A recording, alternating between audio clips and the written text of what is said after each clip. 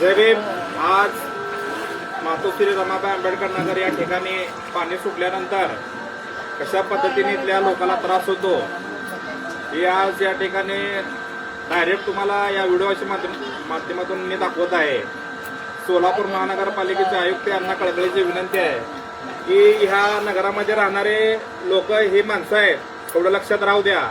आणि आता काय निवडणुकीचा विषय नाही किंवा इलेक्शन नाही किंवा मत मागण्यासाठी हा विषय नाही, तर ह्या लोकांच्या घरामध्ये पाणी आहे, कसं जायचं आणि कसं बसायचं हे तुम्ही या व्हिडिओच्या माध्यमातून बघा.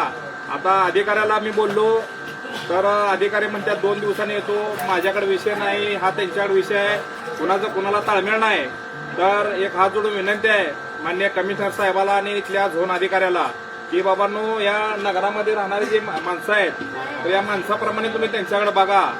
अन्यथा ह्या जर या 1-2 महिन्यामध्ये ह्या जर पाण्याचा बंदोबस्त नाही झाला तर आम्ही वंचित बहुजन आघाडीच्या वतीनं महानगरपालिकेमध्ये अधिकाऱ्याला स्वस्त बसू देणार नाही, अशा पद्धतीचा मी तुम्हाला इशारा देतो आणि कळकळीची विनंती करतो. ही तुम्ही बघू शकता किती पाणी आहे.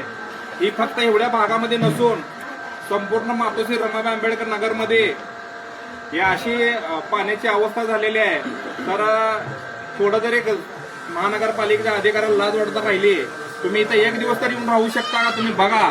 तर महानगरपालिकेच्या अधिकाऱ्यांनी मी आणि सोलापूर जिल्ह्याच्या पालकमंत्र्यांना विनंती करतो की जिथं जिथं दलित वस्ती आहे आणि जी स्लम एरिया आहेत त्या स्लम एरियामध्ये तुम्ही जाऊन बघा. आणि खरंच जर तुम्हाला जर या तुमच्या मंत्रिपदाचा, आमदाराचा आणि पदाचा जर खरं उपयोग करत असेल तर या जनतेची सेवा करण्यासाठी तुम्ही मैदानात या आणि रस्त्यामध्ये गल्लीमध्ये जाऊन बघा नेमकं काय परिस्थिती आहे. की लोकांना अक्षरशः इथं बघा अशी लोक आज यांनी घरामध्ये बसले होते, मी आल्यामुळे बाहेर आले की लोक घरातून बाहेर येत नाहीत या पाण्यामुळं. लहान लहान लेकरं कसं करायचं. आणि भारतीय जनता पार्टीची जी आता